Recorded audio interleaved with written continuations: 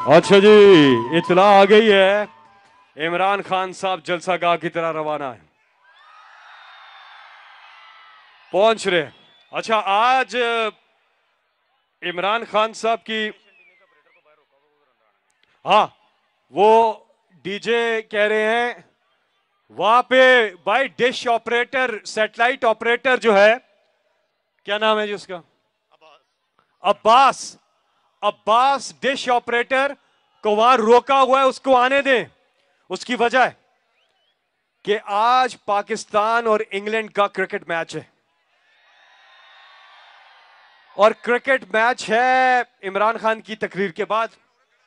और यहां पे हमने लगाई है स्क्रीन, और आप चाहते हैं कि आप यहीं पे मैच देखें क्रिकेट? आप चाहते हो? आप चाहते हैं? आप चाहते हैं या घर जाके आराम से देखना?